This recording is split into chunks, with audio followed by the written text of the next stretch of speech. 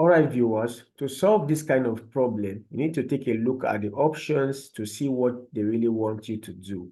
Now, if you look at the options, they want you to take the y's to the numerator and all the x to the denominator. That is the instruction they want you to do from the options given to us. Now, so to solve this problem, we are going to take all the x to the denominators and all the y's to the numerator.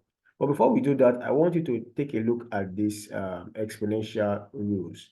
It says if you have x to the power -2, to remove this negative power here, it can also be written as 1 over x to the power 2. This is how you resolve negative exponent.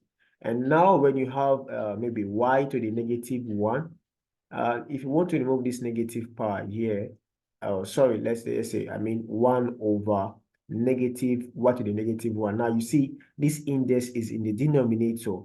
You can actually bring it to the numerator by saying y to the power 1. That is how pretty much how it works. You see, here you have this over 1, right? This is actually over 1. To remove this negative exponent, becomes 1 over. All these guys come to the denominator. And now when you have it in the denominator, to remove this negative exponent 1, it comes to the numerator. This is pretty much how it works. And also I want you to remember that when you have y to the power 1 over 2 can be written as square root of y. And when you have maybe x to the power 1 over 3, it can also be written as the cube root of x. All right, and that is how pretty much it works, right?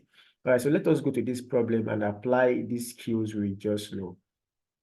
Now I have x to the -2 times y to the 1 over 2 all over x to the 1 over 3 times y to the -1. Now remember, we want to take all the y's to the numerator, so I intend to bring this guy up here. And remember, when you have this kind of expression like this, you see here, it can come to the numerator like this.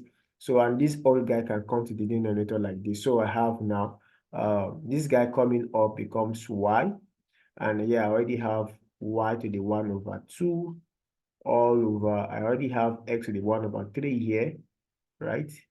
And here, this guy coming down, just like when you have it here, it comes 1 over x, so it becomes x squared here. So it doesn't matter whether this guy is here or here.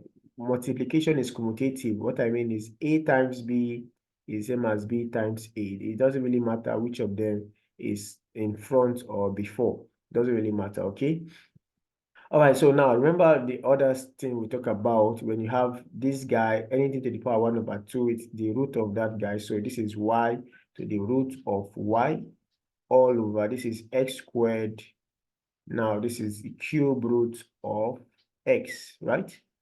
All right, so if you look at this option, this is actually our correct answer from what we can see. All right, so this is the final answer, and I hope this is interesting. If you have any question, please reach out to me in the comment section, and I'll be right there to respond to all your questions. Thanks for watching, and see you in the next tutorial. Have a nice day. Bye-bye.